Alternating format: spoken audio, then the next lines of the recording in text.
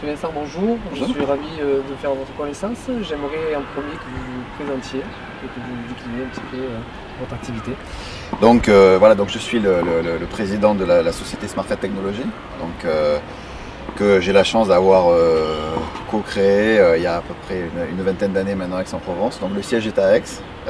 C'est une société d'ingénierie informatique puisqu'en fait on fabrique tous les systèmes qui équipent à la fois les bourses, les institutions financières et qui vont permettre d'organiser tous les traitements et les échanges des flux financiers entre elles. Donc voilà, donc on a une activité plutôt internationale et nos clients finalement pas très français, mais on est très fiers d'être aixois et d'être de la région en tous les cas. Voilà, vous êtes partenaire donc, de cette 21e Open de Marseille et donc il y a un challenge autour de votre Smart Trade.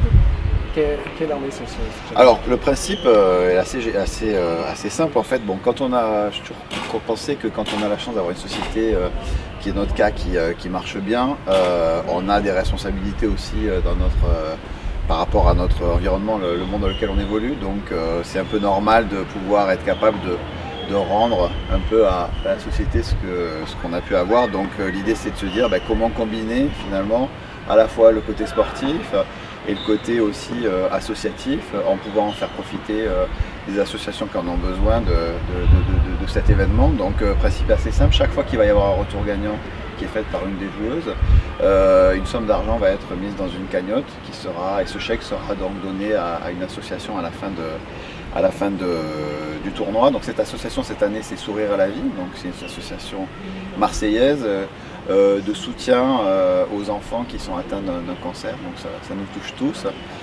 Bon, à une moindre mesure, l'idée c'est de pouvoir essayer de donner un coup de pouce et puis je pense que c'est une cause qui ne peut toucher que tout le monde.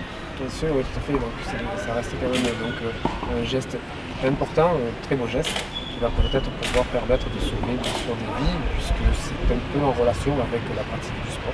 Voilà, bon après, malheureusement, enfin, si on pouvait sauver des vies, ce serait fantastique, mais au moins l'idée c'est de pouvoir accompagner ces enfants dans cette période qui est difficile en fait, voilà. Mais bon, à une moindre mesure, hein. Mais bon, et puis surtout de pouvoir combiner finalement, et je trouvais que l'idée d'allier la performance avec finalement un débouché sur un côté associatif, je trouvais que c'était intéressant, comme ça au moins à la limite, je sais pas, mais il y a peut-être encore une motivation supplémentaire pour les joueuses pour faire des retours gagnants.